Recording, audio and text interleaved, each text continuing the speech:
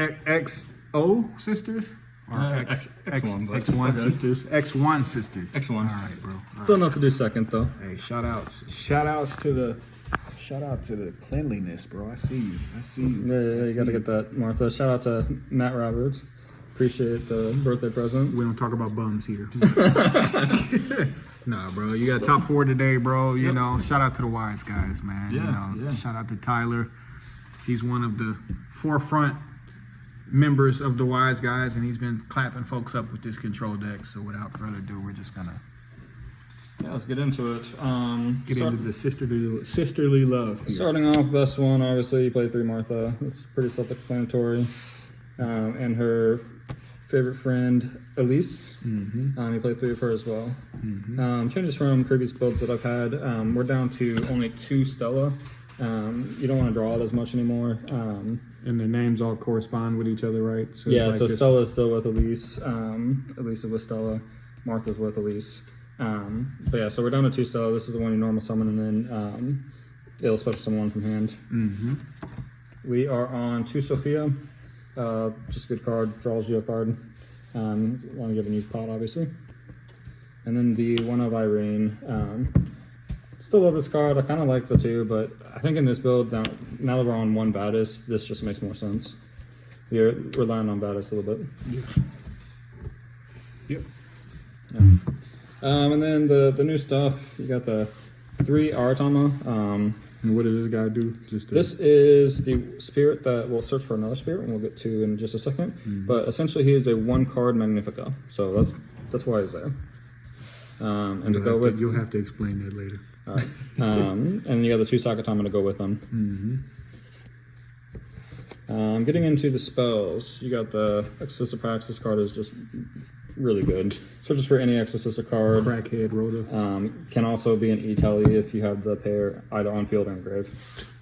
Does that come up a lot with the E-Telly effect? Yeah, honestly, more often than it doesn't. I'll use it sometimes for like searching out the traps if I am just done full combo already. But you'll either use it to just get a Martha, or you'll use it to extend. So you can use it to, like, if you have a Sophia engraved, you can go get Irene, special summon her right there. Especially when you're pushing for game. So if you have Sophia, like say that's engraved, you say you go search Irene and you can special summon immediately. It came out multiple times today. Like I'd have an Elise engraved and I go get Stella, and then I can special summon another one from hand. So just keep going. A lot of extensions there. So it's just important to know what names correspond with what names. Yep, exactly. I got you. I mean, best card in the deck. This card is, yeah, it's stupid. We're not going to talk about this card.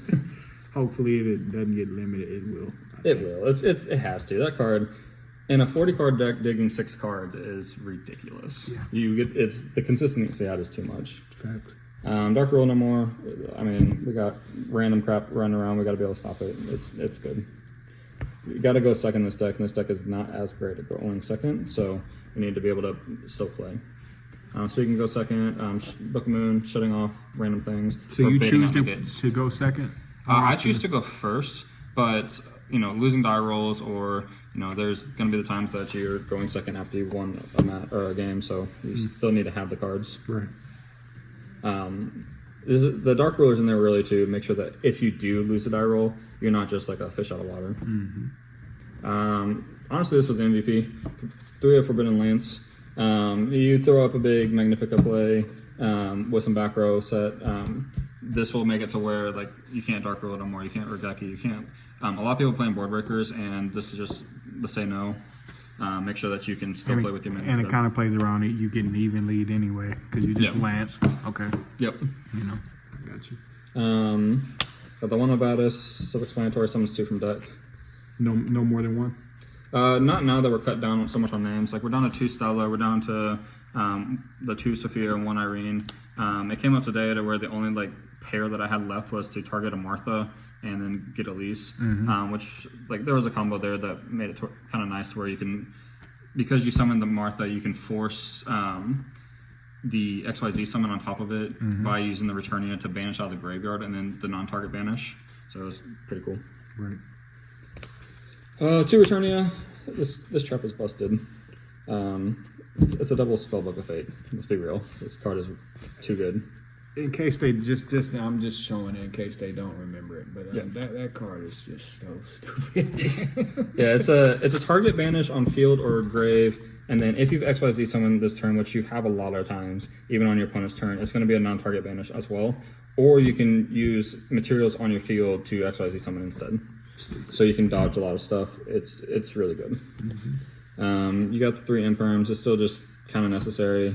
We need to be able to shut off floodgates potentially, and then it's a good hand trap that you can play under a D shifter, which we play. Right now I'm playing 2 evenly, right? I might bump it up to 3, but 2's good enough at the moment. The third one is I do like having it when I go first, and then somebody like pushes through something, and I'm like, oh Even. Yep, so many. And then the other MVP of today that you're digging with off the pot is the 3 Gozen. A lot of people can't play through this. It just stopped that new synchro deck in its tracks, or cash in its tracks if you find it. Highly recommended. Highly recommend. Mandatory almost. Pretty much in this deck, you gotta, like, it's a very fair deck. You can put up 4 banishes, but it's a fair deck. Otherwise, you have to play some cheap shots to keep up with some of these decks. Right. Moving into the extra deck, we got the 3 Mikalis. Mikalis. It is your best one. She's a quick effect banish, either field or grave. The grave comes up a decent amount when you're trying to one material XYZ on top of Martha, which is kind of nice if you just don't have the 3rd or I guess the 4th body to make your Magnifica. So it does come up, and it searches the spell and traps. You have the 2 Caspatel. I mean, it's good. I'm down to 2 now because we're down on names, but it's shuts off special summoning on summon if you have an Exosister underneath it as material, and then it searches for an Exosister by detaching. So does the name cutting down, is that because of the spirit cards going up? Yes. Okay. I got you. Play 1 Gabrine. She's just a good. If you're not making Mikalis, you're usually making Gabrine, unless you're like starting your plays and going Caspatel, but that's the most common one otherwise, because she's just a walking Baylor the turn she's summoned. And then you got the Sophiel. You don't make it as much anymore, but it's still good for just being able to bounce something. Isn't she kind of a push? Do you push to try to OTK people with her Yeah, sometimes? she will also boost. Her detach is to boost for 800 all XYZs on the field, and that does see anything that's summoned post her summon. So like I just saw the guy at Nats, the dude in that playoff was just smacking people up with that. Yeah, so if you use her and then you overlay into Magnifica, Magnifica does see the 800. So really good there. That matters. This is where a lot of people are going to tell me I'm wrong, but I will forever play 3 Magnifica. This card is busted. It's the best card in the deck, hands down, and I've lost Yu-Gi-Oh! Games where I didn't have the 3rd, so I'm always going to play 3rd. And I don't use a lot of the crap in my extra deck otherwise. So what do you usually banish off of prosperity? Like, Usually, not that it's gonna matter. If I need to do prosperity, like the games I do, I will take the 1, go down to the 2 that people do, but then it's a lot of this extra stuff that you can see. So I have a Tornado Dragon just in case. I have the Baguska. We got the Exciton. If I'm going first, I don't need that. We got the Zeus. Again, going first, I don't need that. And then there are just too many people around here that will play Ibli. You got to have a way out. So the downer for them. And is that I guess that could help you play nib if you wanted to. I guess if you nib somebody and you were having trouble getting rid of it, maybe. I don't know. Not necessarily. Like it's easy to get rid of a nib token. Like you have Mikalis, you have Magnifica, you have the banishes in the deck. You don't worry about that so much. This is really just here because someone's gonna catch you with an Ibli at this place. It happens every single. Like every time I stop like putting something in the. We're talking to you, Armin. Yeah, you know, exactly. We're gonna sign it. We're gonna sign. Looking at you, Armin. Or. But as soon as I take that card out, I'll get Ibli'd. It never fails. We blame Armin. Yeah, exactly. Looking at the sideboard, we got the 3D shifter. This card just shuts down too much. It's good. Everyone's playing Droll right now too, so it's a good way to like block on a Droll. We got the 3 Ash. Ash is still good, and it just shuts down Branded Fusion, so if people still playing that, it's good to have. And it kind of hurts Labyrinth a little bit, you know. It does hurt Labyrinth as well. There's a couple of decks that just really hurts. Or like Rogue, sorry, Rogue. Yeah, just get out of here. I don't feel like reading your card. Yep, Ash. exactly. Curly's the deck, so we got 2 Herald, or if there's a Rogue. Rogue Towers like deck, we just need that. A little bit of spice here, we got the Dark Hole. More Iblis hate if needed, along with the 2 Thrust. Only play 2. You're like, I'm not losing to Ibli. I'm not losing to Ibli. We're not doing that. I've lost to Ibli too many times. Right. Playing 2 Thrust, I will always refuse to play the 3rd. I don't like my cards being just bricks in hand unless my opponent does something. So we're just going to play the 2. Still too good a card not to play though. The 3rd evenly, because when you go 2nd, you just really want to go all in. And then the go first card, the Solemn Judgment. And you don't like talents for that same reason that you want every card to interact with them some kind of way. When talents was a big card, like I only would play the 2. I would refuse to play the 3. I mean, there's decks that you can force it. So like Dark World, for example, like you're gonna make it to where it's live yourself. I'll play 3, but in the decks that I'm not forcing it, like I don't want to be reliant on my deck being active because you did something.